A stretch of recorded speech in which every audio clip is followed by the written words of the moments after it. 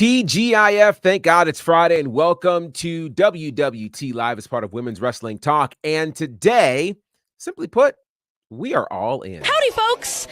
This is Willow Nightingale, and you are watching Women's Wrestling Talk. 10, 9, 8, 7, 6, 5, 4, 3, 2, 1. Women's Wrestling Talk, the #1 women's wrestling network on the planet.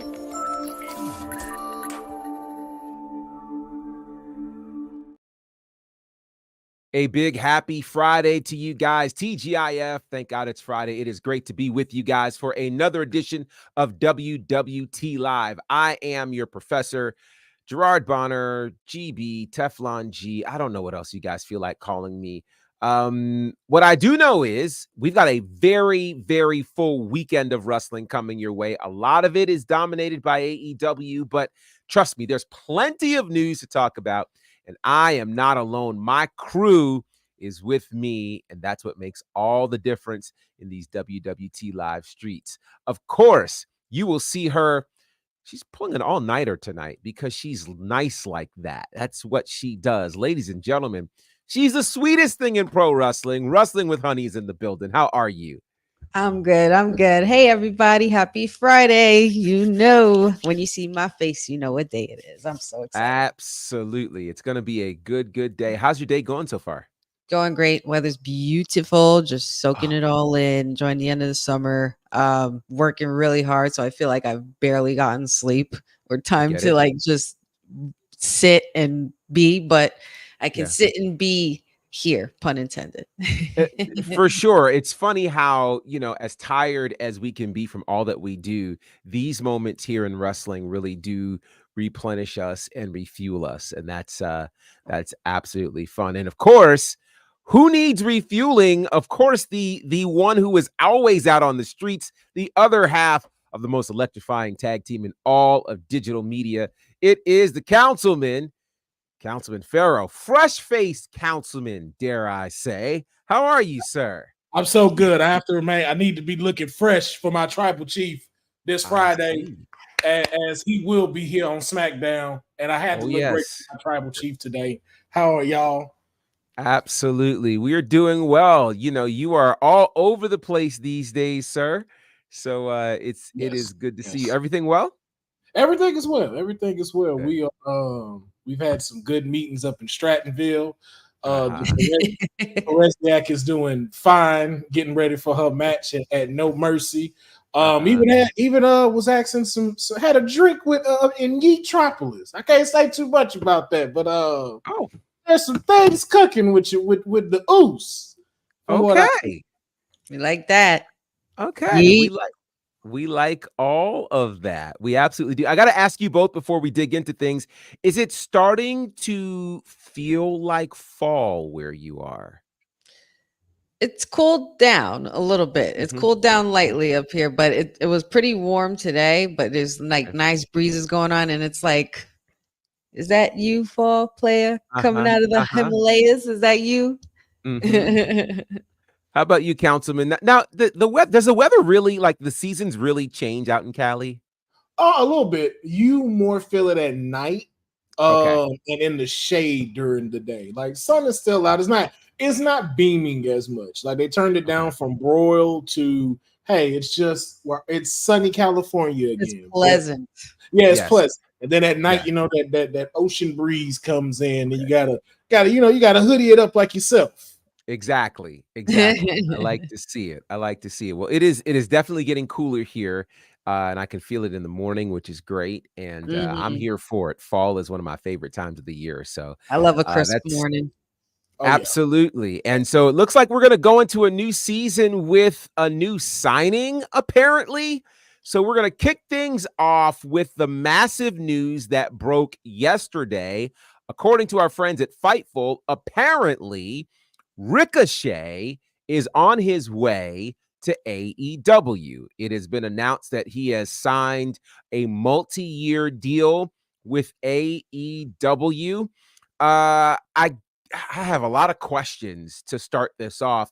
And Honey, I'll start with you and ask firstly, what are your thoughts on Ricochet signing with AEW?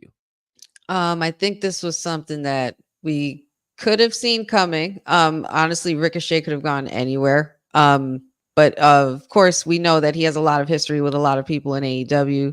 And I just think that, he was pretty much banking on being able to rekindle those rivalries and, bring it to the forefront on the AEW stage, which actually might be very, very helpful for their roster as well, because he's a great addition to any roster. He's always had been that gifted, even in the indies. So I think this is an awesome thing for him to do, because he still has many years ahead of him, and it's just a point in time of making sure that the booking's right and making sure that he is able to fall into the right places at the right time to be able to have those proper rivalries. You could do Ricochet versus Malachi Black, Ricochet versus Will Osprey, you could do Ricochet versus Swerve, Strickland. There's going to be so many cool moments. I think that's going to be coming out of this man once again. So kudos to him and congratulations to Ricochet. Awesome sauce. Shout out to a lot of the folks in the chat. Boza, good to see you. Matt, always a pleasure. Jeffrey, good to see you. Special Little Nobodies, great to see you as well. Eric, I see you there. Also, Dylan, happy Saturday to you, sir. Representing all the way in the future in Australia. We love to see it. So Councilman, let me ask you this. The news of Ricochet signing to AEW, do you think that news breaking takes anything away from potentially how he could debut, or does that excite you potentially for a debut in AEW? I think it just confirms what we all knew, what was happening. I'm still excited as to when and what the potential rollout can be. So I don't think it really takes away. It's just good to know that it's like, hey, we know this is where you're going, rather than, let's say, for like a Mustafa Ali, who's been really everywhere and stuff like now. That is also a route that Ricochet could have took. But we do know that he is going to another thriving somewhat company, and it would be good to see him there. I wish him the best. So let me ask this, and this is also to everybody in the chat, because and I'll start here. Obviously, when you start talking about Ricochet and AEW, the match that many people want to see is him rekindle his rivalry against Will Osprey. Will Osprey has recently made some statements about this, as AEW has not confirmed or denied the presence of Ricochet. But here's some of what Will Osprey had to say. He said that he feels like Ricochet has been downplayed for so long that people have forgotten the freak athlete that he is. So if it is true, and if he is coming to AEW, I'm calling you out to remind everybody who you are. Because without a shadow of a doubt, you are the man, whether it's Dragon Gate, PWG, the Indies. No one could touch you. I'm calling you out, and I want you to remind the world that you are one of the best to have ever done this. Now, here's my question to you. In that interview, he also talked about how a lot of the wrestling world today looks or has patterned a lot of what they're doing after what Ricochet has done in terms of being much more athletic and the like. Whereas their match that they had in 2016 was a true anomaly. So my question to you in the chat is this. Given the current state of pro wrestling, particularly AEW, who masters on having a lot of athletes like Ricochet, does Ricochet actually stand out in a space where there are lots of people who do very similar things to what he already does? Yeah. I still to this day, man, no one does it like Ricochet. I forgot old boy's name from NXT. He really is a walking cheat code. Like, he is a human highlight reel. A lot of people are, but it's just something magical when you see Ricochet. Just some of the things he does and the way he continues to step up each and every time. When you think it's getting stale, he brings you with something else. Like, he has the flight, He has the wrestling capability, and he has this crazy strength out of nowhere that he brings to the table. So I think he does still stand out from the rest, but I think he's still close to that line where you're going to have to still keep proving it. Like your spot isn't solidified as of yet.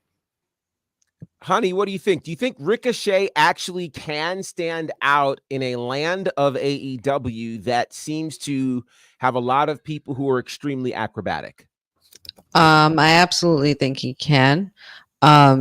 It's just the point of, Will Osprey has said, a lot of people do sometimes tend to forget how great some of these people are because they weren't appreciated when they were in a certain era, or they weren't booked properly, or they weren't in the top spot. I mean, because Ricochet honestly went from being a champion to then just joining tag team, or teaming with Braun Strowman, things of the like that. But I always felt like there was more for Ricochet in WWE, especially being that he was a North American champion as well in NXT, and they pretty much thought of him very highly, and he was booked in main event spots and main event moments, and he always created crazy moments. Even the moment at the Rumble with Logan Paul, there's just a lot of impact with an athlete like that, and he has a lot of capabilities that even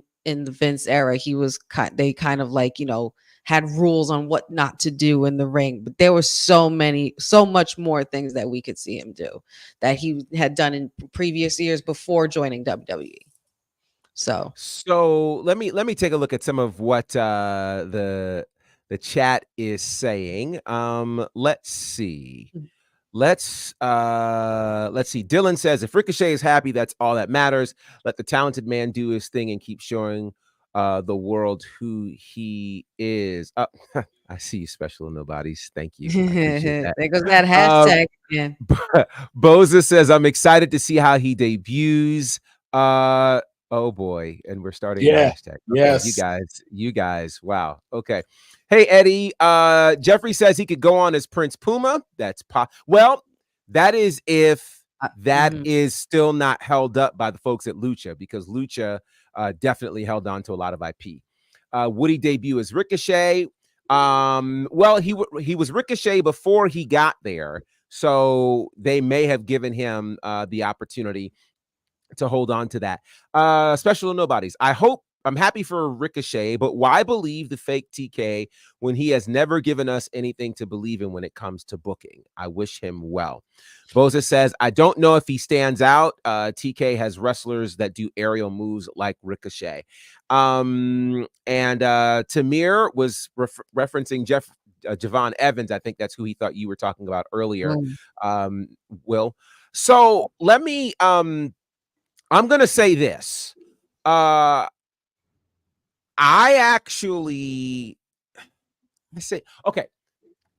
do believe that people should do whatever ultimately works for them. At the end of the day, your motivation when you're doing anything, right? Whether it is, it might be you want to wrestle great matches, you might want to win championships, you might want to just make great money.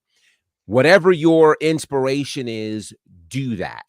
From where I sit, I actually think he would have done better going over to New Japan as opposed to AEW. Let me explain why. New Japan, as we mentioned on Wednesday, they are looking for stars right now. You really want to go to a place, number one, where who you are can be appreciated, can be valued, and where you can at least stand out being you. That's one of the things that I thought was good for his WWE run. There was nobody in the WWE who could do what Ricochet did. Nowhere close. And because the WWE did not have a lot of people trying to do what Ricochet did, when Ricochet came on, it was absolutely must-see TV. I can rattle off names in AEW who are all doing what Ricochet does right now. And they're not even and I say this carefully, they're not even your main event level stars. I mean, obviously you have a Will Osprey who you consider to be main event. You could argue Takeshita, but then you could start talking about everybody from Top Flight to Leo Rush.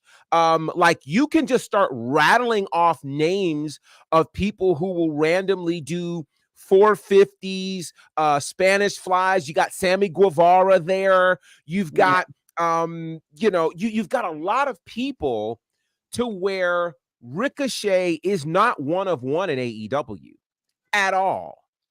He's one of many, which scares me, quite frankly, because sure, you put him against Will Osprey to rekindle that match that happened at New Japan.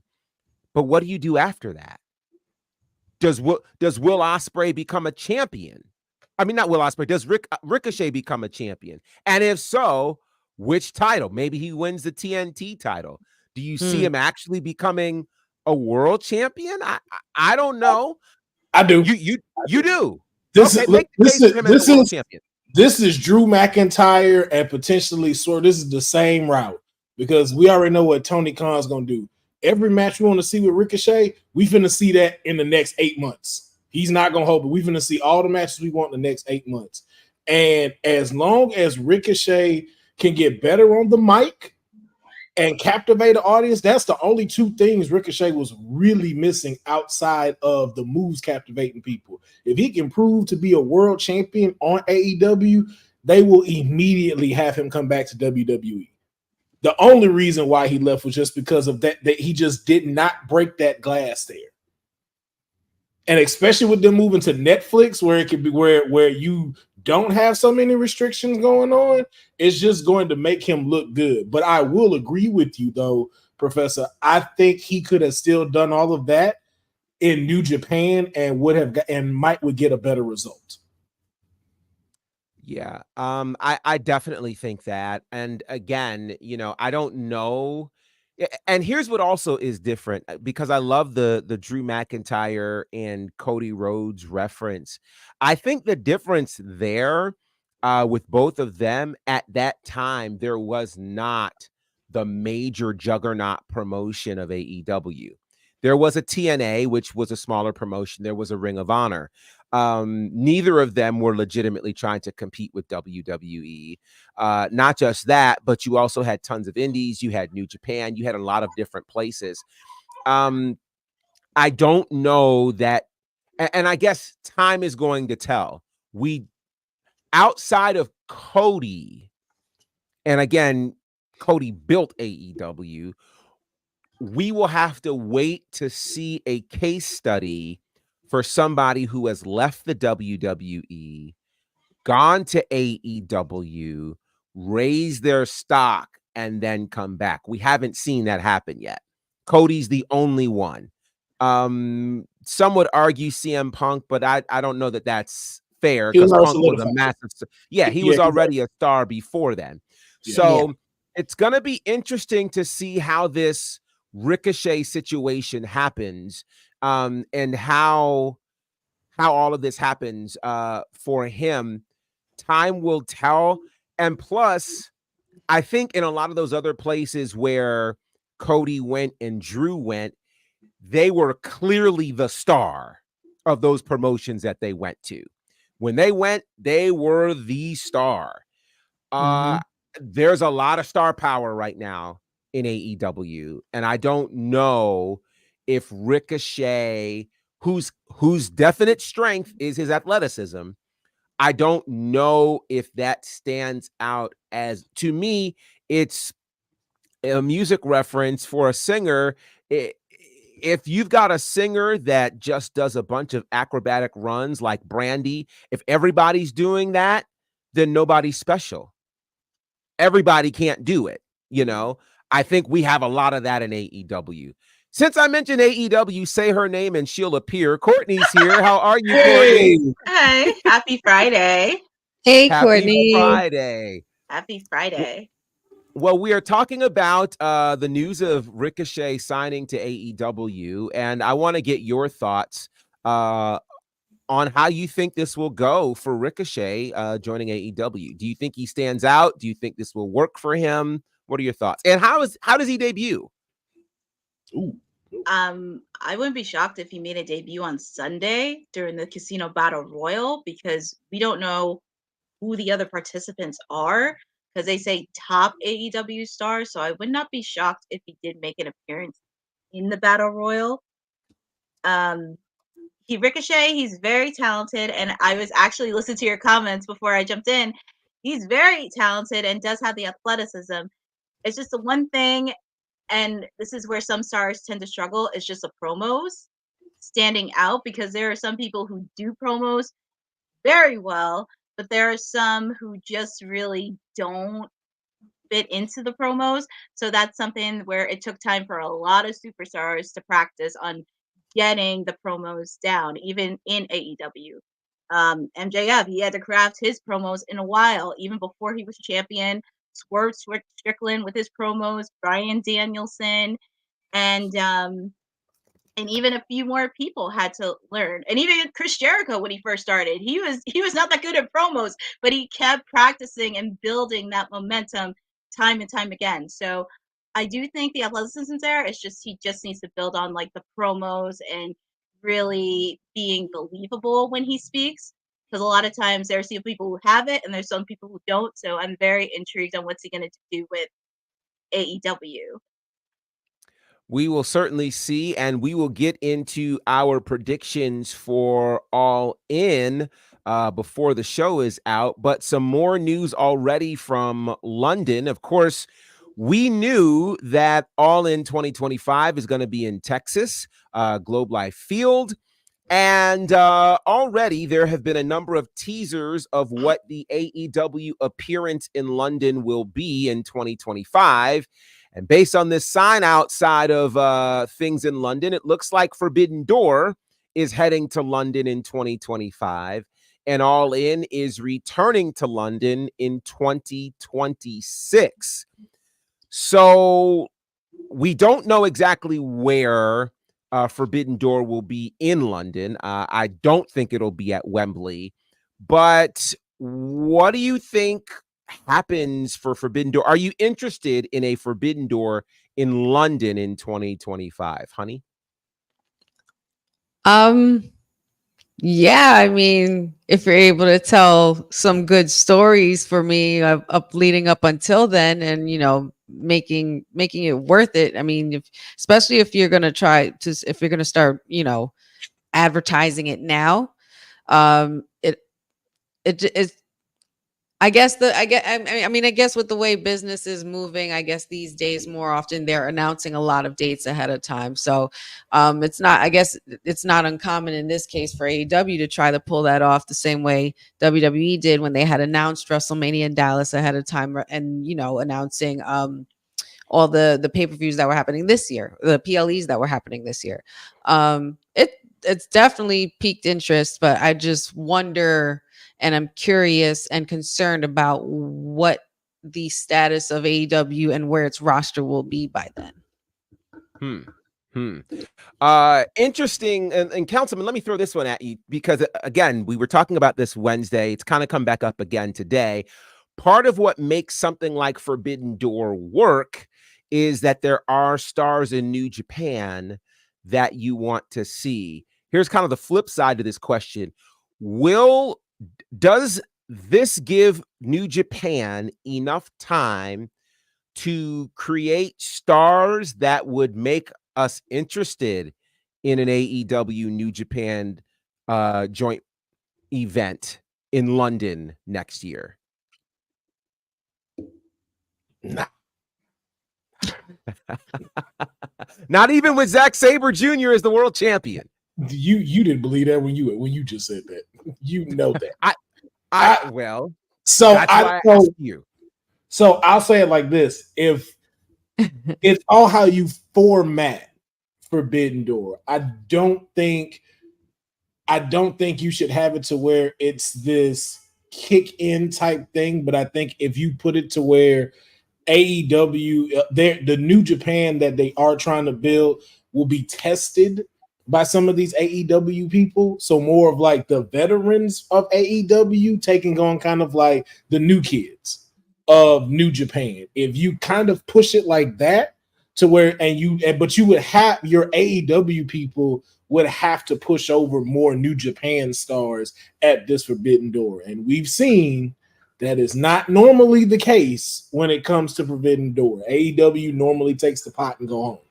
But for this one, in order for it to go so this New Japan can build into this next phase, it would really have to allow New Japan to showcase what they're bringing, who they're bringing, and AEW would have to put more of them over and kind of take the less of the winnings in this one. Yeah, and I'm not fully sure that they'll do that. I'll ask you a similar question, Courtney. Do you think that, and again, we don't have a date for Forbidden Door 2025 just yet, but normally it is summertime, June-ish. Do you think that gives New Japan enough time? Well, let me back that up and ask this question. This is probably a better question. Do you have enough interest in New Japan for a Forbidden Door pay-per-view? Oh, that's interesting. Well, for me, because I've heard about New Japan and I love that they are showcasing, like AEW is showcasing New Japan, because a lot of people probably have never heard of New Japan, especially considering the ones that are now starting to watch wrestling. And there have been many superstars, not just from AEW, but also WWE that wrestled in New Japan. So this is going to be very interesting to see, most specifically storyline wise, on how they're going to pull this out in 2025, where we know they're not going to do All In London. So I'm very intrigued on how storyline is going to go with some of their top stars, along with New Japan's top stars. So this is really going to be an interesting opportunity. And also, I think it would be great to showcase some of the rising talent. As you mentioned, Zack Sabre Jr., Mina Shirakawa, even though she's from Stardom, but she was able to showcase that, but also really intrigued on some of the up-and-coming stars in New Japan, and also seeing some of the rivalries that'll plan out. So I'm very intrigued long-term on how storylines are going to go between now up until June of next year. Yeah, it should be very interesting. And I'm also interested to see how their calendar will work, given, if they keep dates and times similar. End of May is usually Double or Nothing. End of June is usually Forbidden Door. But then you'll have All In July this year. So mid-July. So it'll be interesting to see how all of this works. There's a lot of cool commentary happening over here. Let's see. Tamir says, I wonder if they book Shota, Ren, and Yota Tsuji as the next generation of New Japan at Forbidden Door. I think, what's going to make this challenging is that New Japan is in a bit of a rebuilding phase. There's a part of me that almost thinks it may be a smarter move to pivot and do Forbidden Door just in 2026 to give New Japan an opportunity to build the kinds of stars that you'd be interested in. The other thing that I think makes this challenging is whenever we see New Japan on AEW, they rarely have a win. Tomohiro Ishii has been the lone representative of New Japan for the last month and a half or so. And, he gets a win every now and again, but he's a legend in New Japan. What's equally interesting is you've got Mercedes Moné, who's the New Japan Strong Women's Champion, never defends that title on this show. So I think for AEW to make this make sense, they're going to have to really showcase New Japan in a positive light over time for people to actually be interested in this. I think them having this in London, though, kind of puts them at somewhat of an advantage because New Japan does run in London. So there are some things that can be done there that could actually, kind of legitimize this. And the London crowd is a bit more familiar with what New Japan is doing versus AEW. So that should be interesting. Jeffrey says, not everyone knows from knows anyone from New Japan. So AEW is going to have to do a good job of showing exactly. And so it's going to be interesting to see how they do this. It's going to be interesting. So we'll see for sure. Again, we at least know that AEW will return to London in 2025 for Forbidden Door, and then All In is back in 2026. I'm down with long-term planning, as we are starting to see. Well, there was some long-term planning, but it looks like this particular bit of long-term planning has come to a halt, as the scheduled biopic for one Hulk Hogan has officially been canceled. And yeah, I had my own thing in my head in terms of what a sound effect was going to be, but obviously that did not play out in person.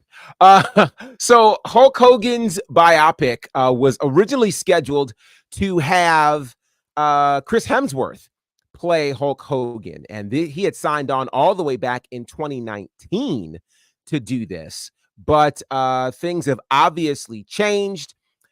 I don't know that it's directly connected to some of the things that have been happening with Hulk Hogan as of late, but yeah, it is not coming together for the director, whose name is Todd Phillips, who had planned to do it. So it won't happen.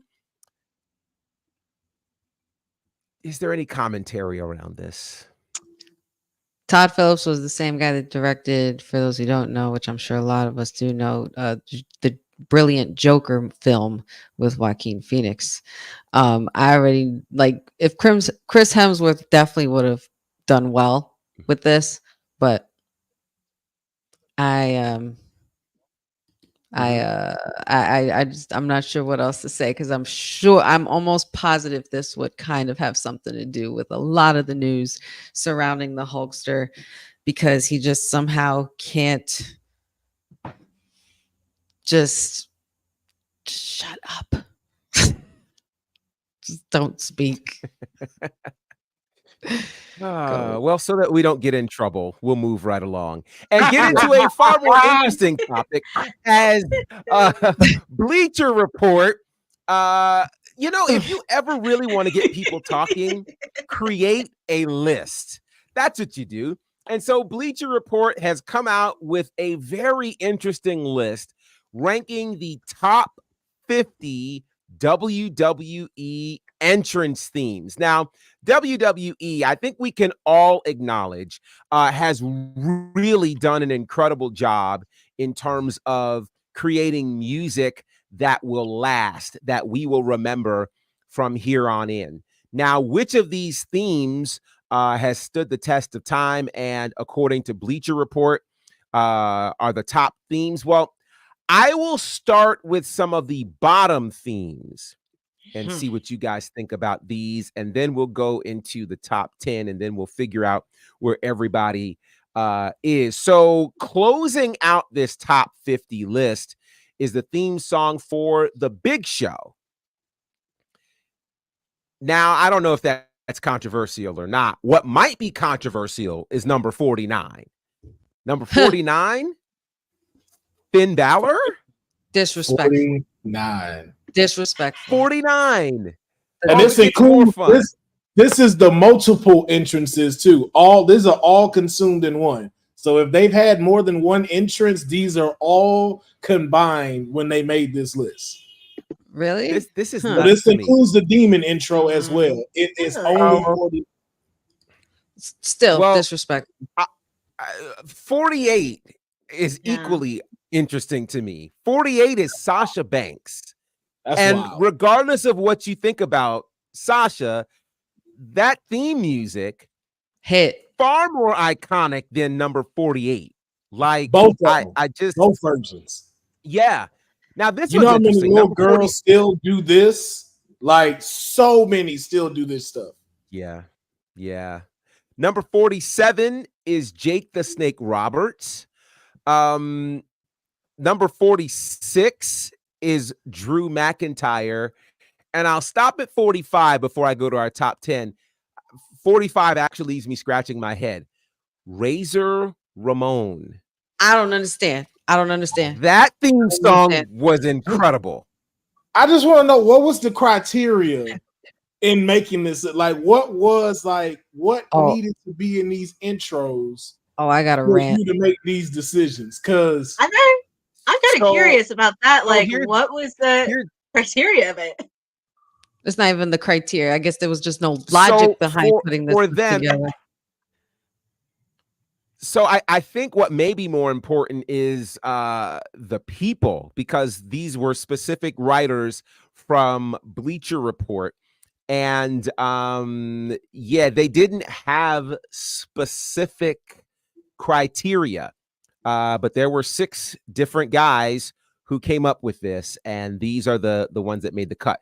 So let me quickly go through the top 10, and then we can start to pick and choose which we like. Again, these are the top 10 theme songs right now from the WWE, based on what our friends at Bleacher Report have come up with. Number 10, Triple H. Number 9, CM Punk. Number 8, Bret the Hitman Hart. Oh, Bret should have been number a little bit 7, higher. Batista. Number 7, Batista, I Walk Alone. Number 6, The Rock. Number 5, Edge. Number 4, the Macho Man, Randy Savage. Number 3, Break the Walls Down from Chris Jericho. Number 2, The Undertaker. And the top WWE entrance music of all time, according to Bleacher Report, is Stone Cold Steve Austin. At least they got that right. All right. Yeah. So I'm going to start with Courtney, because I know Courtney is a massive lover, as she told us on Wednesday, of Chris Jericho. Chris Jericho's theme song is in the top 10. What do you think about these top 10 theme songs, according to Bleacher Report? I do agree Chris should be in the top 10, but the number was a little bit off because I could think of a little bit more iconic theme songs than his. And it should have been a little bit lower. I love Chris, but it is iconic during that era, but it should have been ranked a little bit lower within the top 10. That was a little bit too high. So let me just review for everybody the top 5. Yeah, here are the top 5 once again. Number 5 is Edge. Number 4 is the Macho Man Randy Savage. Number 3 is Chris Jericho. Number 2 is The Undertaker. And number 1 is Stone Cold Steve Austin.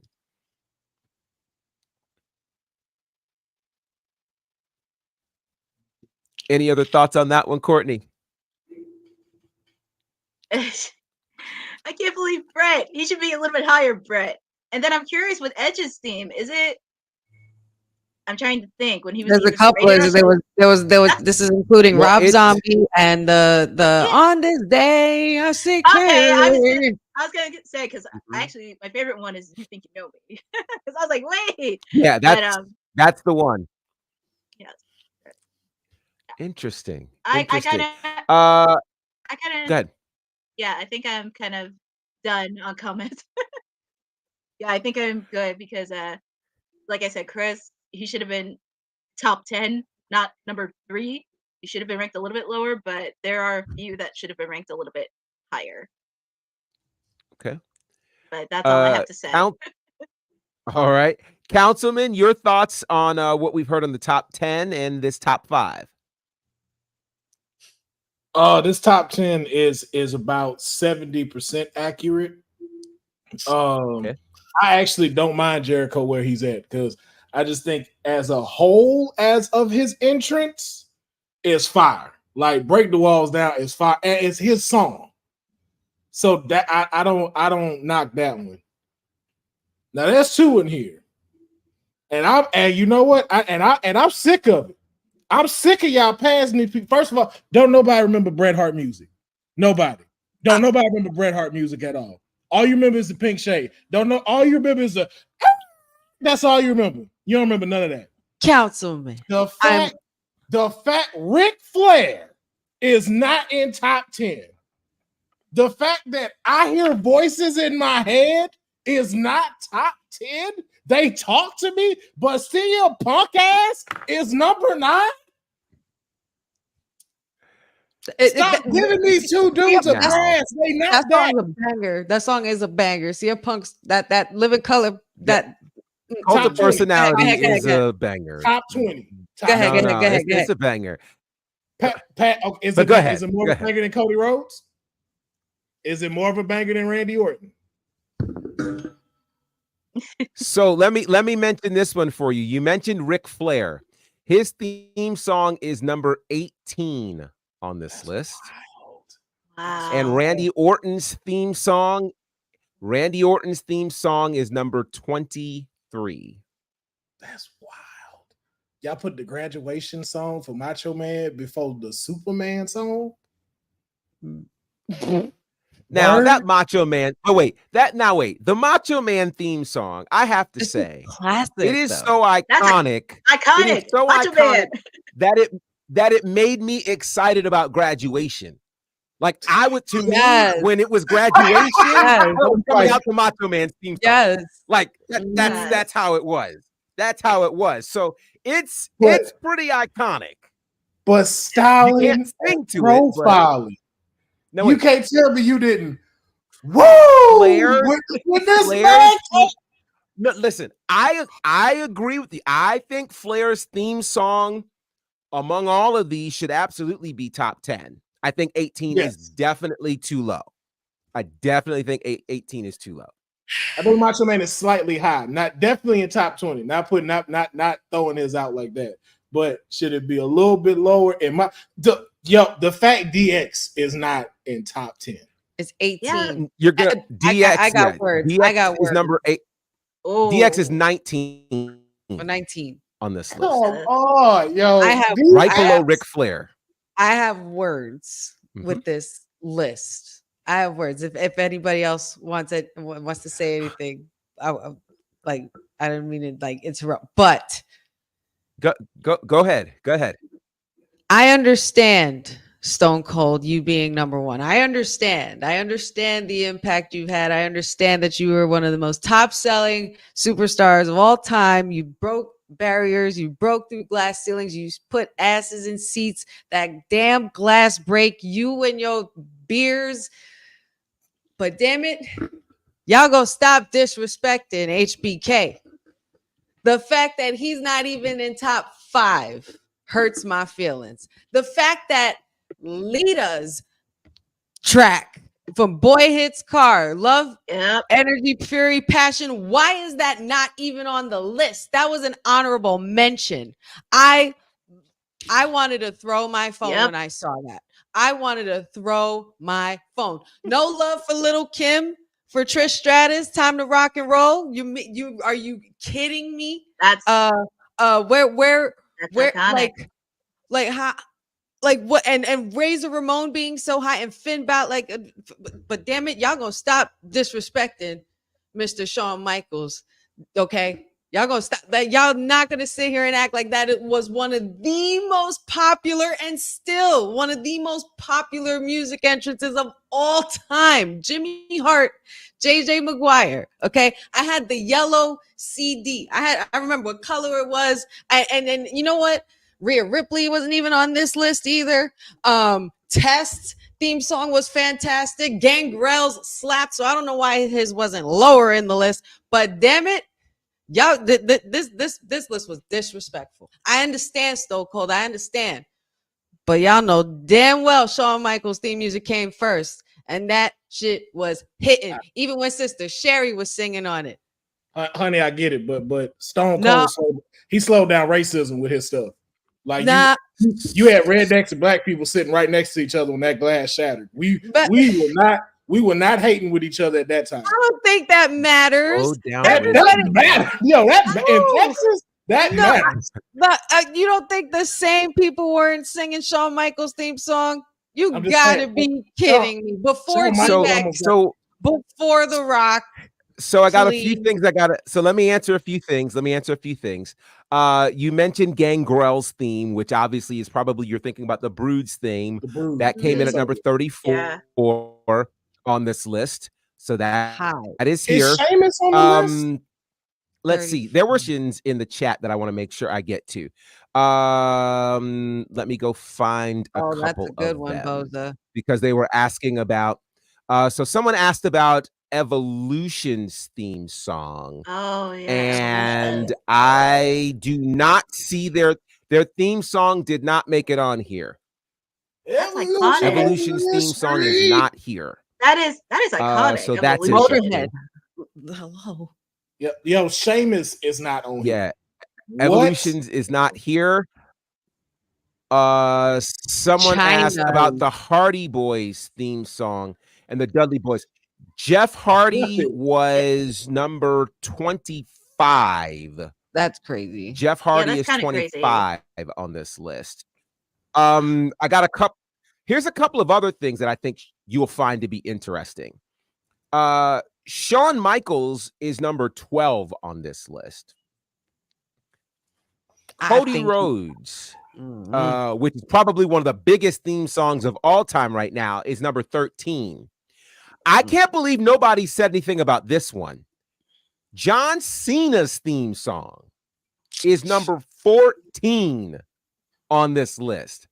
That I think deserves to be a wee bit higher. That's given what happens when you play that. That's a top 10 one. That's top 10 for me. They play that in other sports. I think he's a top 10. I think Cody's a top 10. I think Shawn Michaels is a top 10. And I think CM Punk is rightfully in where he's at. Don't do that. You listen. Just name 5 other people that go in them spots before CM Punk. I know that, but I just wanted to fit that out there. Just to, I know we tag team partners and stuff, but I play that song almost every damn day in my ears. That man is 17 at best. That man is 17 at best. So there were a couple of other ones that I briefly want to mention, and then someone made a suggestion that we do a separate show on this, which I would not be mad at because I think it deserves some conversation. The Ultimate Warrior, who I thought had a pretty iconic theme song, came in at number 16. His is number 16. Bray Wyatt's was number 17. My favorite number. DX was number 19 on this list. Someone asked about the Tribal Chief. Roman Reigns is at number 21 on this list. Nobody's mentioned this one, and I don't even know what to think about this. Shinsuke Nakamura, who 24. I think had one of the greatest theme songs of all time. His is number 24. I saw someone mention Vince McMahon. No love and some. I'm sorry, go ahead. I'm sorry. No, I was gonna say I saw something Boza said. Can we talk about the biggest slap in the face? How is NWO at 33? Now that's where I was getting ready to go. The NWO at 33 is that's insulting. That's problematic. Well, hold on. You know what? No. You know what though? Hold on. I'm not trying to defend them, but I will say it for this because it says top 50 WWE entrances. So I'm gonna take it as you're going off the WWE chapter of the NWO and not WCW. That's the only. But again, you put Flair in there though, right? You put Flair in there. Oh, yeah, that's true. Yeah. And you put him at 18. Yeah. So it's like Flair didn't spend a ton of time in the WWE. Mm-mm. So yeah, that's interesting. How about the Shield? The Shield is at number 43. Wow, that's and this was interesting too. Seth Rollins is like 30 or 31. Mm-hmm. And then Daniel Bryan is at like 32, which I'm just like, so I think there's an entire conversation to be had about these theme songs, which I think we will do. Seth is 31. Daniel Bryan. This is weird to me. Shout outs to The whoever said idea it, that but Roddy somebody said Piper's China theme song too. is ranked above Seth Rollins. Okay, so China's not on the list. The APA is not on the list. Stephanie McMahon is not on the list. Here's my thought on that, though. I think if we're thinking just the music, like take away us seeing the intro, and if we had the CD with the music on there, does Daniel Bryan music slap just playing it? But here's the thing also. Well, wait. But I think what has to be included in that is you cannot divorce the theme from the reaction to the theme.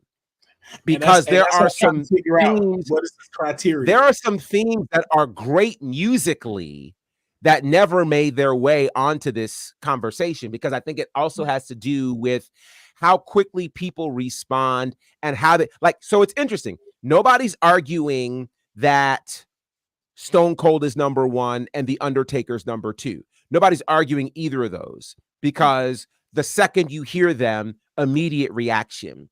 With that said, I think you look at that, you look at the caliber of the music, you have to include rock in much higher in the top 5. I think, obviously they may have put Cody at 13 just because it's more current and it's only been a couple of years, but I think people have been singing Seth's song for a while. So that for that to be that low is crazy. And again, the NWO piece. So I think we're going to put this on our debate list, and we'll come prepared to put our own top 10 list together.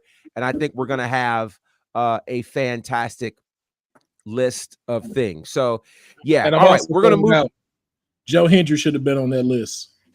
Well, I think it's too soon. I think the Joe Hendry piece is too soon.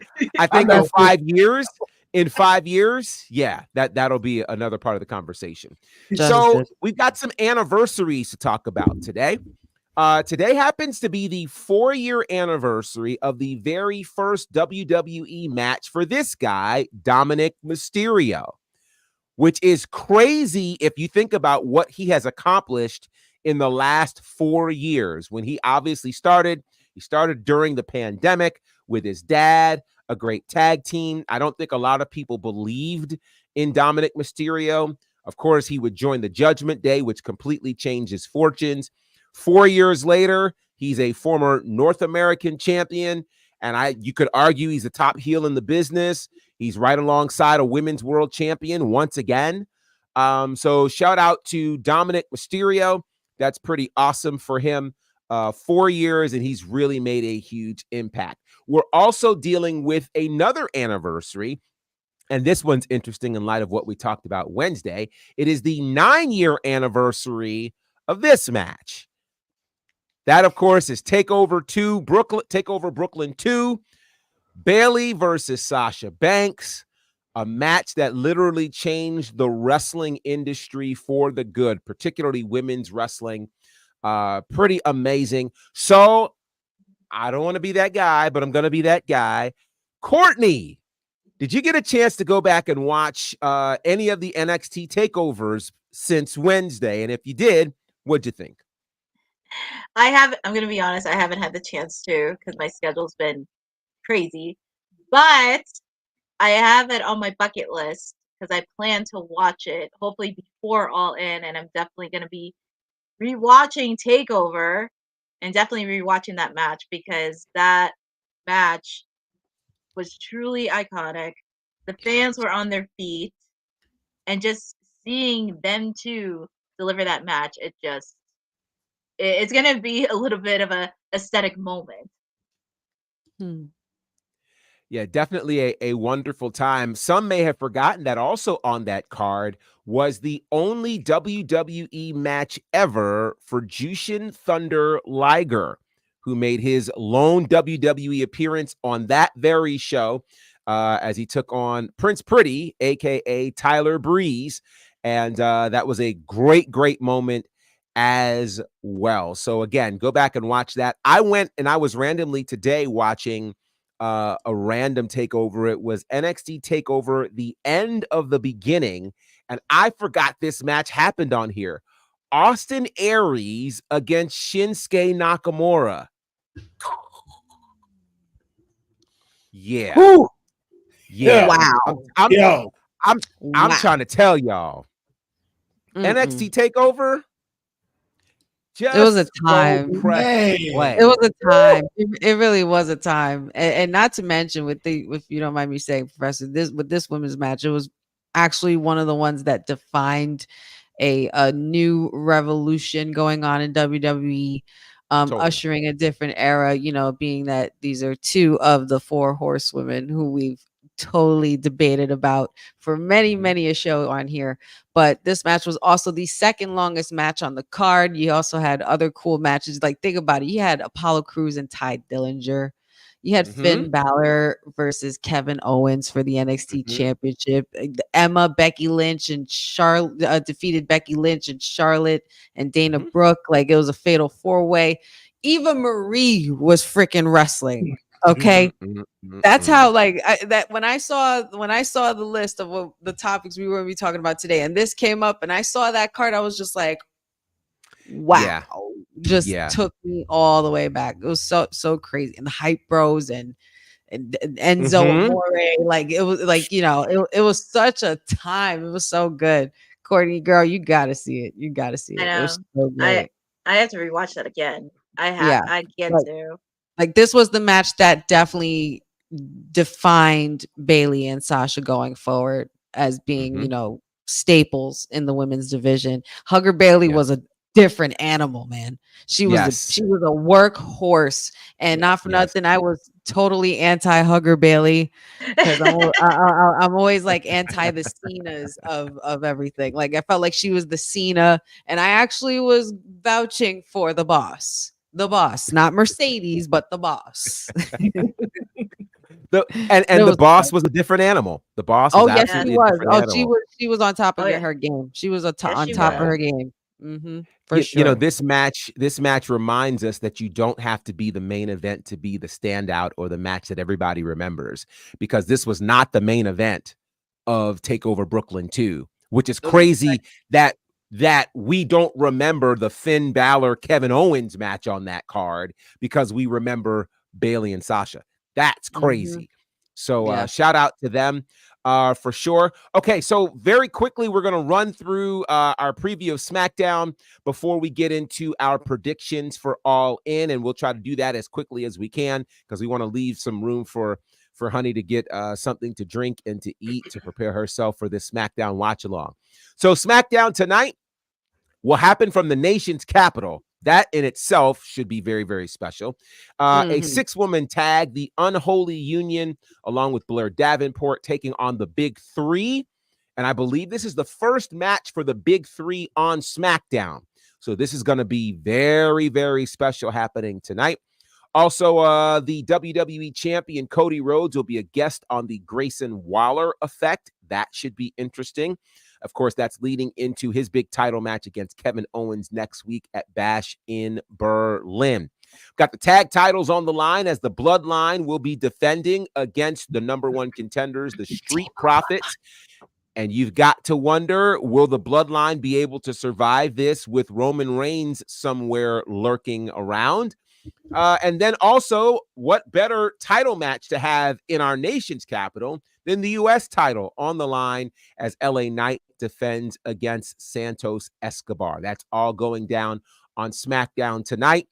You guys can hang out right here and check out the watch along with Honey, which will start promptly at the top of the next hour. It's always a fun time to see her live reactions and responses to what's happening on SmackDown. Now then, let's get to the big pay-per-view event happening this weekend, which you see the giant smile on Courtney's face. She's excited about All in London. Special start time, 1 p.m. Eastern in the States, and I believe that the 0 hour will start at 12 p.m. Eastern in the States.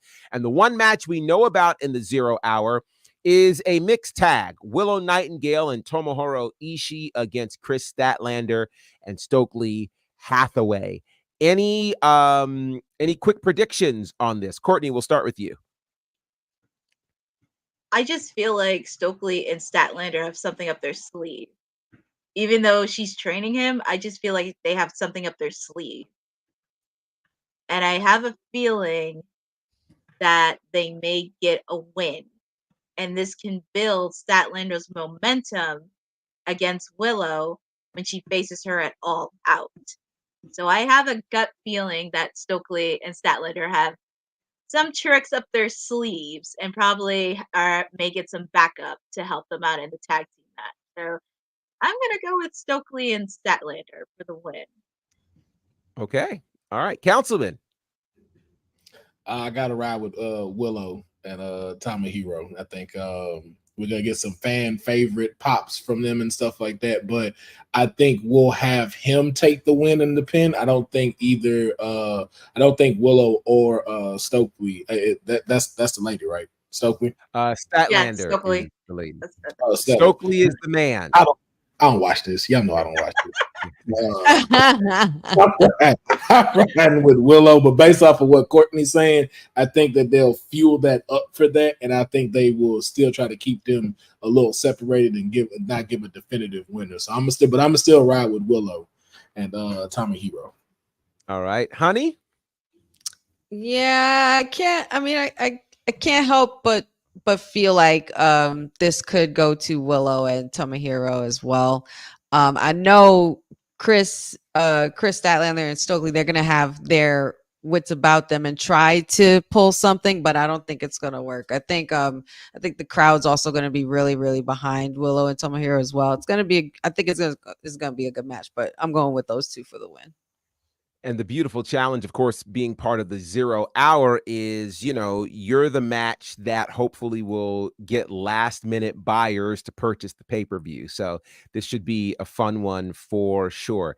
Now, there's a lot happening in this pay-per-view. One of them is a London ladder match, which is going to be for the Trios Championships.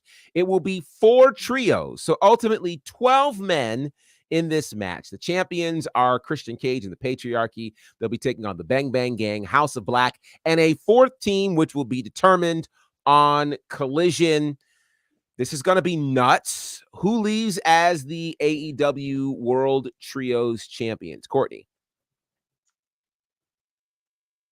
There's a lot of avenues we can go with this, because considering 2 out of the 4 teams have grudges against the Patriarch, and also in regards to the House of Black, I feel like they're gonna get possibly their 4th member back, Julia Hart, because there has been a lot of reports floating she may come back late summer, early fall.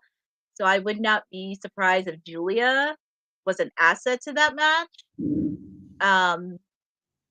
This can go either way, but I have a feeling Christian's gonna retain the trio championship. Okay. Councilman? The 4th one is a mystery, right? It's a mystery, and it's going to be either Top Flight or the Blackpool Combat Club with Pac. Which one had Jay White in it? Well, the Jay White team would have been the Bang Bang Gang, and they're already in this match. I think it might be them, because apparently Jay White has been medically cleared. So I think he may make his return at All In and get them their titles back. So I think Bang Bang Gang may take this. Okay. Honey? I'm not gonna disrespect my homies like that. House of Black till I die.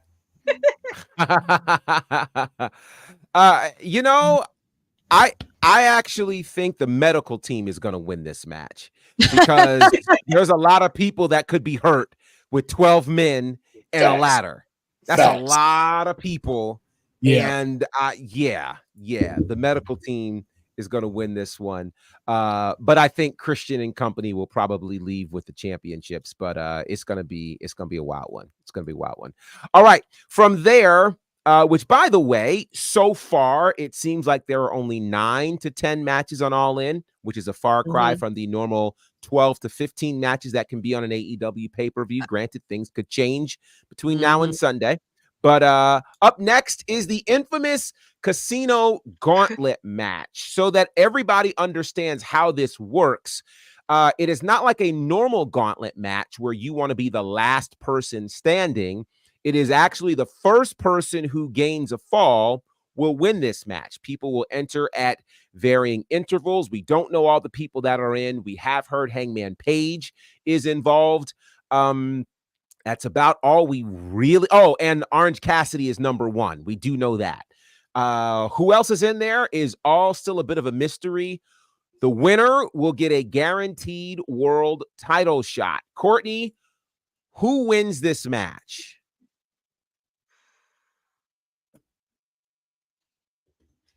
There's going to be a lot of surprises on Sunday. So many. I really want Orange Cassidy to win. But if I have to think storyline wise, I kind of have to go with Hangman on this one. Because I'm thinking storyline wise, because I'm thinking of the next pay-per-view. And I know he wants to. I don't know how that's going to work because, especially with the main event and between now and Wrestle Dream, but I want to say Hangman, but I think I'm going to go with Hangman. Okay. Winning that Battle Royal. Okay. And it's not a battle royal. I got to be clear on that. It's a gauntlet match. Because no. The reason that I have to say that is because even when I heard the term gauntlet match, it's different than what this is. So it's like all of this stuff is super different. The casino gauntlet match is first fall to a finish as opposed to last fall with a gauntlet kind of situation. So, Councilman, a wild guess. Who walks out of the gauntlet match as the winner with a guaranteed world title shot? Joe Hendry is going to win the casino gauntlet match.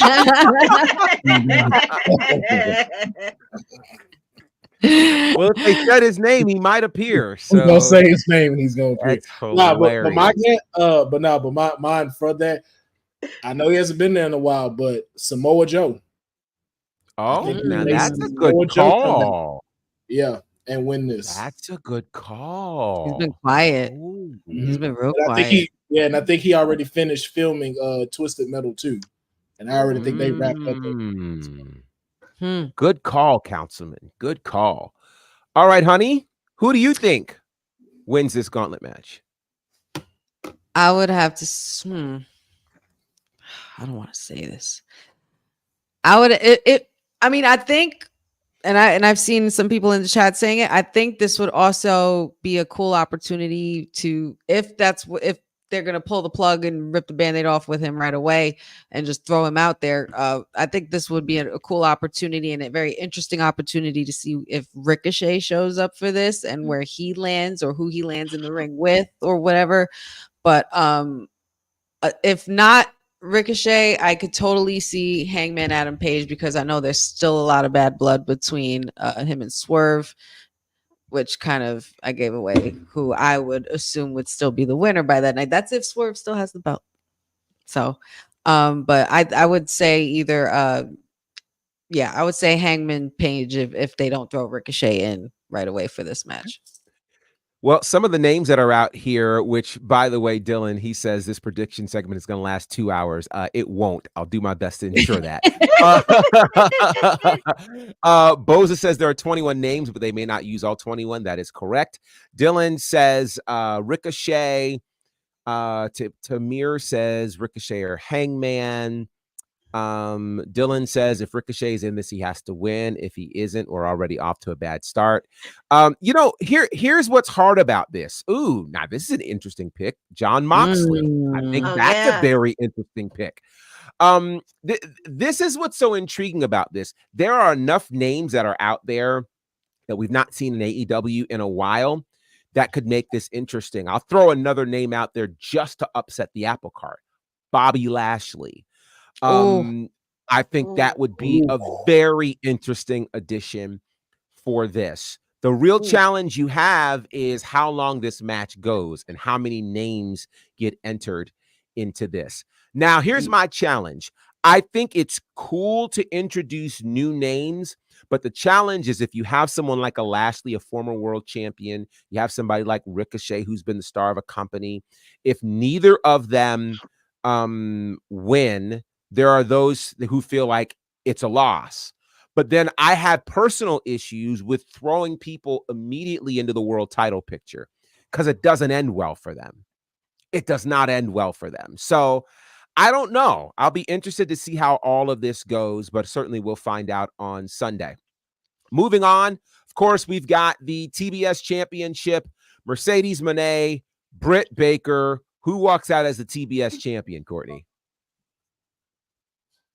I'm actually going to throw a wild card in there, and I would not be shocked if she returned, but look out for Jamie Hager. But possibly to help alongside Dr. Britt Baker. But if I had to pick a winner, I think Mercedes is going to retain the title. I just have that feeling she's going to retain. Okay. Councilman? Monet. Honey, you can go. Okay. Honey? Monet. Well, it's a clean sweep. I definitely think Mercedes is going to retain. I love you, Britt. I'm sorry, Britt. Yeah. I love Dr. Britt, but yeah. Will be a good match, though. It will be a good match. It will be. Now, you could argue that there's a great moment potentially for Britt Baker to actually beat Mercedes Moné on this massive stage. I think at some point Britt Baker could get the win, but just not Sunday. Not Sunday. The tag titles, a triple threat, FTR, the Young Bucks, and the Acclaimed. Who leaves as the tag team champions? Courtney. I don't know if anybody's watching, but this particular rivalry, which I love, and I am a true advocate for tag team wrestling because I'm happy it's getting the damn spotlight. Finally, tag team, because we need to see a lot more rivalries with that.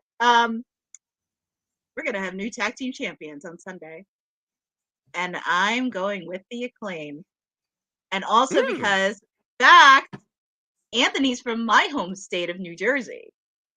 And also I followed their career from, even though I watched AEW in 2022, seeing them wrestle during COVID, be tag team champions in 2022, even up until now, because it's been 2 years since they've had the title. And it's nice that they're coming out of their shells and proving, hey, we are the homegrown team of AEW. And not many teams can say that, but they have a win over FTR when they were tag team champions. So, new tag team champions, I'm going with the Acclaim. Okay. Councilman.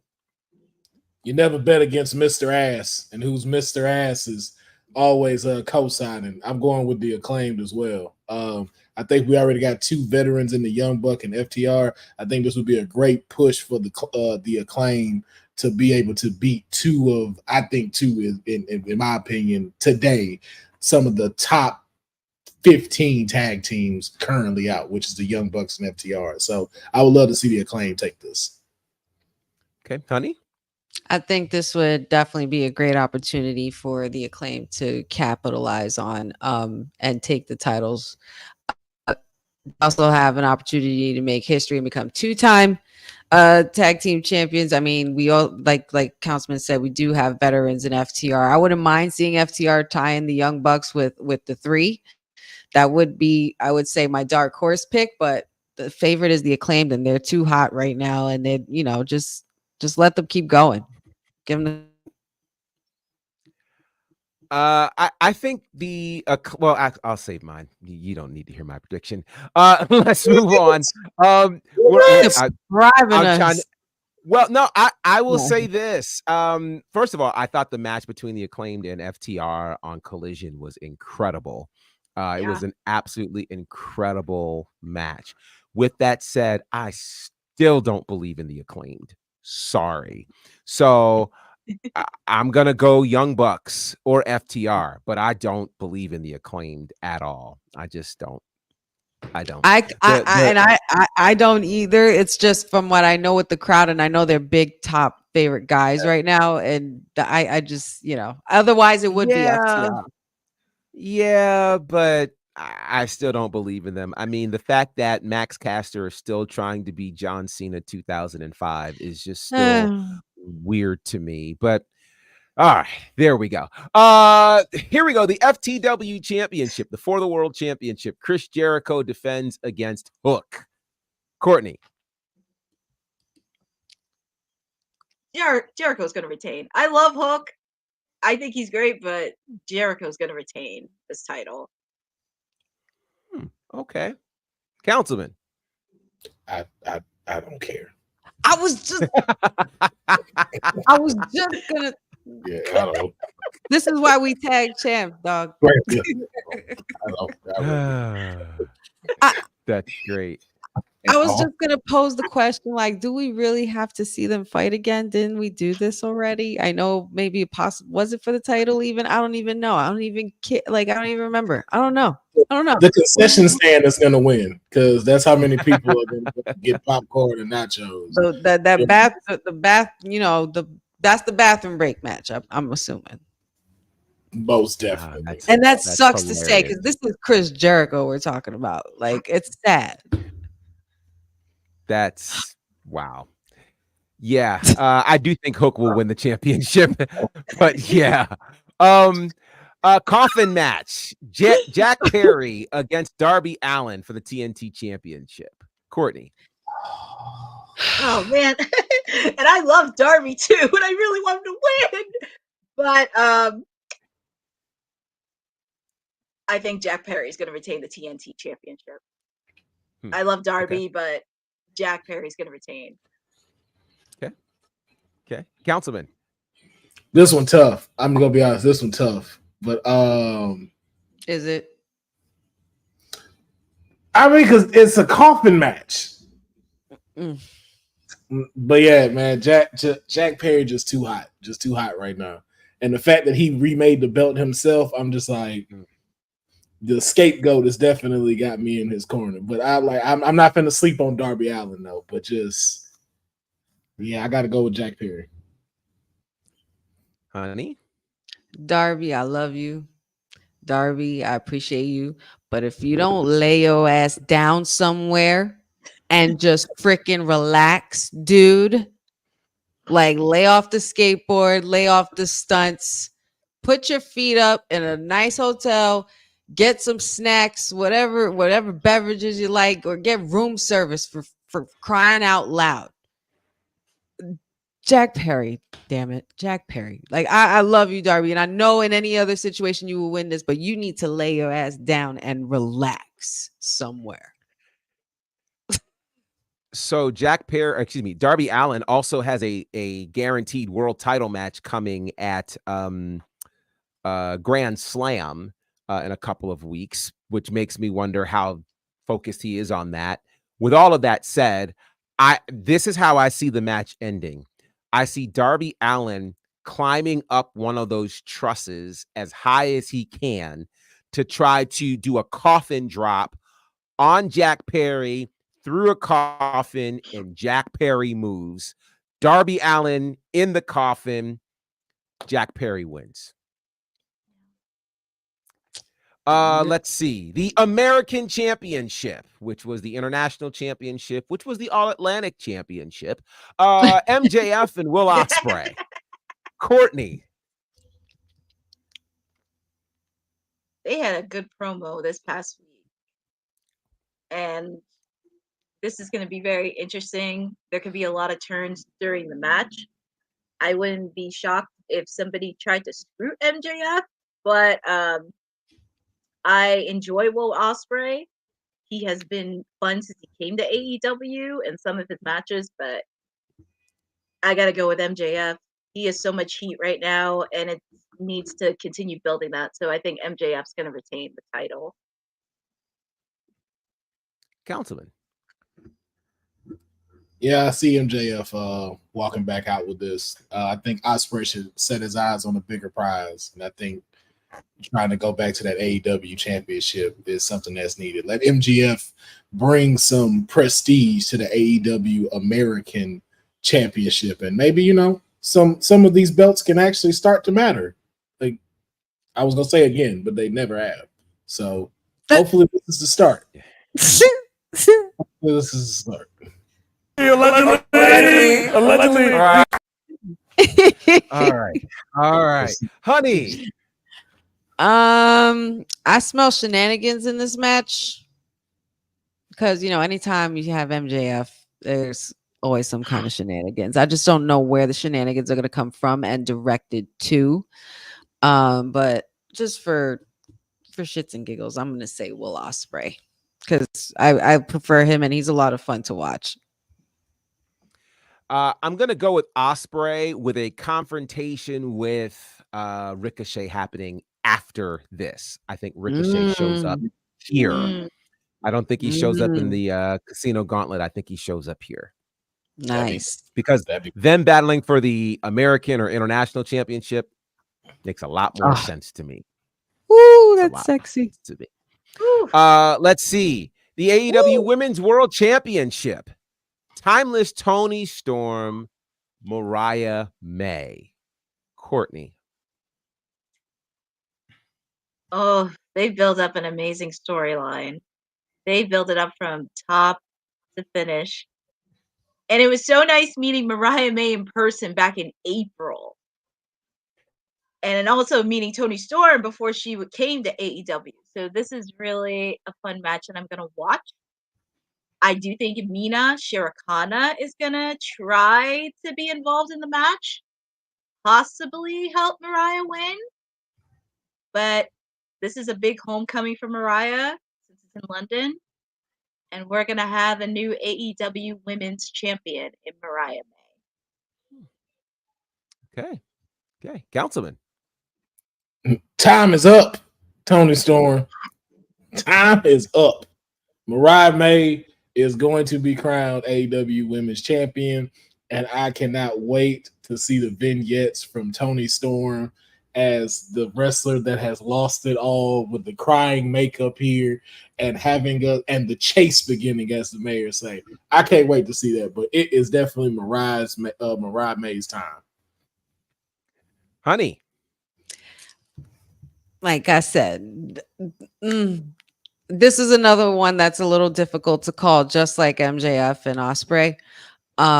They've built this story up, as Courtney said, from top to bottom, even from a long time, because we know these two women have had a friendship and relationship that lasted. And now to see it unfold the way it has and the way it has crumbled, and for Mariah May to make such a big moment out of it, such a shocking, memorable moment in AEW, in the AEW women's division, for sure. It was very reminiscent of, and we talked about it on Wednesday with NXT takeovers or NXT War Games. It was very reminiscent of how shocking it was when Dakota Kai turned on Tegan Nox, and just to have it happen the way that it did. It was one of the first times that we had seen Timeless Toni look as vulnerable as that, where somebody beat her up into a bloody pulp. That's never really been done to her. And she has had a great 10-month reign, but I am going to say this, and you guys will know my pick. You cannot say time is up when you are known as the timeless one. So I'm going with Toni. Okay. This is really probably the toughest one of the night for me, because I think that you've got. Thank you, son. He wanted to give his predictions. He's choosing the popcorn. So this is a tough one because it really could go either way. I mean, it stands to make sense that Mariah May would win. But I don't know what this does for Toni Storm if she loses. I think Timeless Toni Storm is I don't even know if this is a bold statement. Timeless Toni Storm is the most progressive and successful female character in the history of AEW, bar none. That's on point. So with that said, I don't know that they're ready to put a stop to that at this particular point. So I think there's still juice left in this. So I think Toni Storm wins with perhaps a rematch coming as soon as either All Out or even at Grand Slam, where Mariah may go ahead and get the championship then. All right, this leads us to the main event. It's title versus career. Swerve Strickland defends the AEW World Championship against Bryan Danielson. If Bryan Danielson loses, it's his final match. He retires. He's done. Courtney, what happens? There's going to be a lot of shenanigans in this match. There's going to be a lot. I would not be shocked if Hangman tried to screw Swerve, or I would not be surprised, and this is my bold prediction, I wouldn't be shocked if Nigel tried to screw Bryan Danielson, considering on Dynamite, because he had a lot of things to say about Bryan Danielson before he came out face to face with Swerve. So there's a lot of avenues that it can go into. But it would be nice for Bryan Danielson to get his moment.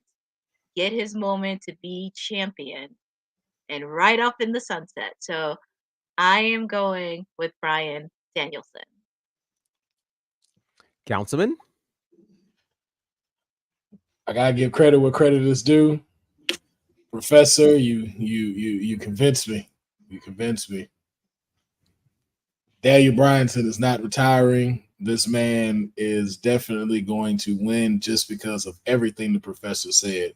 You cannot go to this company and not sit at the top of the mountain.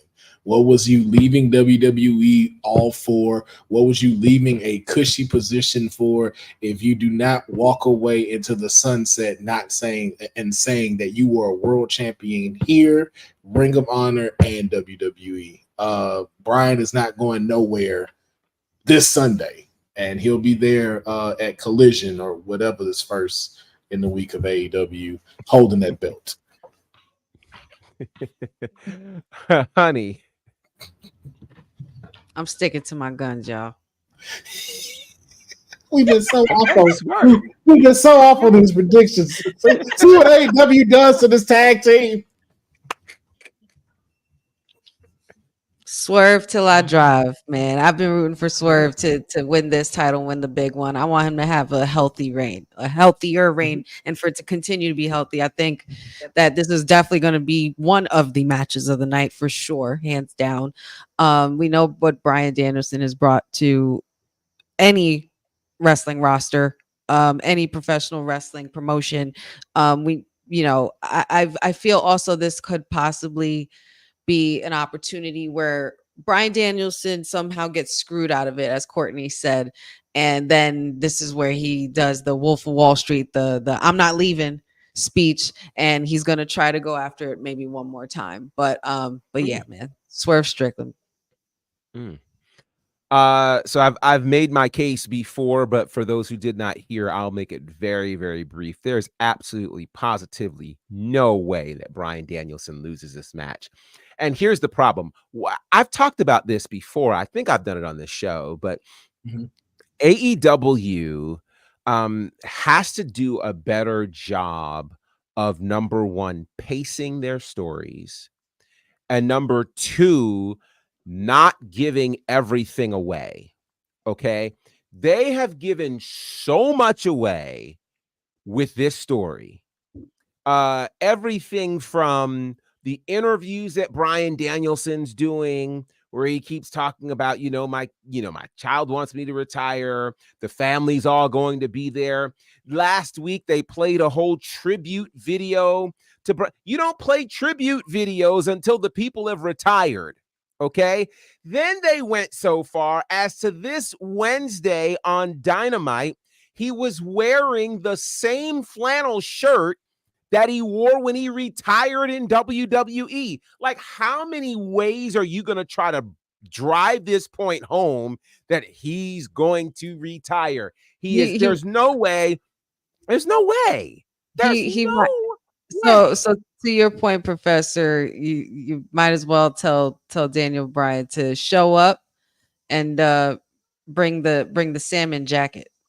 Yep. Right. I mean, at this, I got a lot left in the tank. He gotta say them exact words too, holding the belt. Yeah. I mean, think about it. There's going to be lots of wonderful tears at Wembley. The 80,000 people are going to be, or however many thousand people are going to be screaming yes. It's going to be one of those moments that they're going to capture, and they're going to need that moment for when he really retires. That's going to be the thing. They will go so far as to probably play the final countdown as his theme song on Sunday. Like, they're going to do just all to drag of the it. things. Yeah, I mean, it's gonna be the most dramatic thing AEW has ever done. Now, let me go so far as to say this: they didn't do some of this shenanigans when Sting was retiring. They saved the actual retirement video for Sting's the night he retired. In fact, they had Sting winning the World Tag Titles before he retired. They're going to have him hugging and kissing the wife and the kids at ringside type. We're going to see Brie on AEW television for the first time. We're going to see Birdie, all the things. Now, what Swerve will likely be a 2-time champion. I wouldn't be surprised if Hangman has something to do with costing Swerve the championship. None of that will surprise me. But by hook or by crook, whatever happens, Bryan Danielson leaves as the world champion. It will not be a long reign. He's not going to hold that title for a year. I do believe that he still needs neck surgery. I do believe his body's in bad shape. I believe all of that. But none of that's going to stop him from winning the title on Sunday. Let's just be extremely clear about that. And I've got good news for you. That's all the matches, Dylan. We did it in 20 minutes. Not 2 hours. Yeah, because there wasn't 73 matches on this pay-per-view. Yeah. Well, there were 9 or 10, so I can live with that. So again, All In takes place this Sunday. It leads us to a very, very, very busy 7 days of pro wrestling. All in London this Sunday for AEW. Then on Friday, the 30th, you've got Emergence from TNA, which will feature a lot of great matches, including Riley Osborne becoming the first WWE superstar to challenge for the X Division Championship in the Ultimate X match. That's on the 30th. On the 31st, you've got Bash in Berlin. And you also have All Caribbean Wrestling presenting Jam Slam in Jamaica. That's all on the 31st. And then, of course, on September the 1st, is No Mercy, where Joe Hendry challenges for the NXT Championship. So there's a lot of history that's potentially going to be made in the next 7 to 10 days. So I'm really, really excited to see what will happen with that. And you guys are Roxanne will also be defending her women's world championship as well. She will be defending against Jada Parker. And next week, we'll obviously get into previews for Bash in Berlin, as well as Emergence and No Mercy. And I do believe there's going to be an all-in post show, which we'll talk about in a little bit. But here's how you can reach out to us. Courtney, how can people find you? You can find me on both Instagram and Twitter on my handle at CourtneyNJ11. Excellent. Councilman, how can they find you, sir? You don't have to go follow. I just want you to go support. Buy my new book on Amazon Prime, AEW for Dummies. Come join me in this journey of how to figure out why people love this so much. I've written a great book about it, and I would love for y'all to support it. And we will have a masterclass on it coming soon.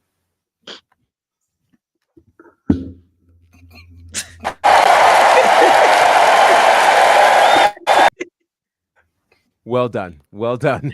Well done. Honey, tell the people how and where they could find you.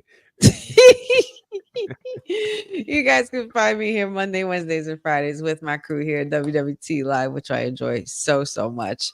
Don't forget to tune in 20 minutes because stay tuned and you want to, stick around because right here we're going to have our Honey Night Smackdown Watchalong. It is Friday. Apparently, it is kicking off with Grayson Waller and Cody Rhodes first. So it's going to be really, really exciting.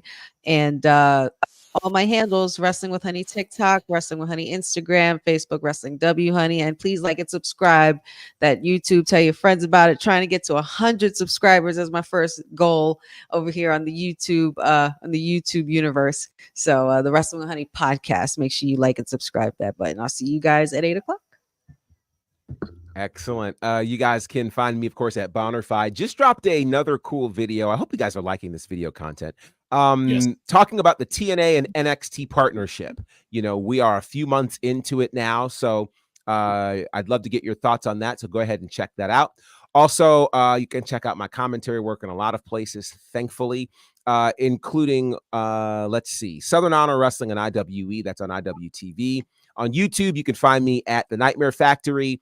Also Turnbuckle Championship Wrestling, All Caribbean Wrestling. I will be there in Jamaica next weekend, which should be a lot of fun for Jam Slam. Then, of course, we've got Ashe Wrestling that is happening as well. And the next big Ashe card is happening September the 29th. You might want to mark that date down. Smile Ashe is with you. I just love the brilliance of the title of that show. So Yes. You'll definitely want to check that out. And you guys are starting something here, and I'm just appreciative of it. Hashtag NXT Bonnerfied. Right. Yes. Right. This is Manifestation.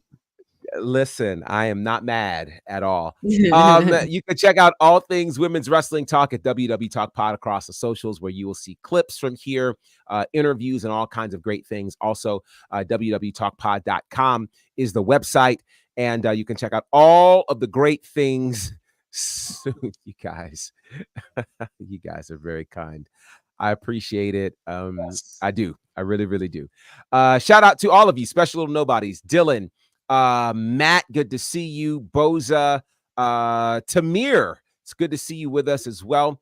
Also, Eric, and man, there's a lot of people that are here. So if I've missed somebody and I feel like I have, charge it to my head and my eyes and not my heart. You guys are awesome. We couldn't do what we do without you. Remember, there will be a post show for AEW All In, so be on the lookout for that immediately following All In on Sunday. Of course, we'll be back here on Monday for Women's Wrestling Talk, or WW Talk, or WWT Live. That's what it is. I got too many things in my brain. But coming up next, of course, is the Smackdown Watchalong with Honey. That's coming up at the top of the hour. So grab yourself a beverage, something cool to eat, and then log back in and check this out. It's going to be absolutely amazing as we represent all things women's wrestling talk, the #1 women's wrestling network on the planet. Thanks for joining WWT. Don't forget to like us on all social media platforms at WWTalkPod. Like and subscribe on all video and audio platforms, like yesterday, my G. And check out our website at www.talkpod.com. Thanks for watching Women's Wrestling Talk, the #1 women's wrestling network on the planet.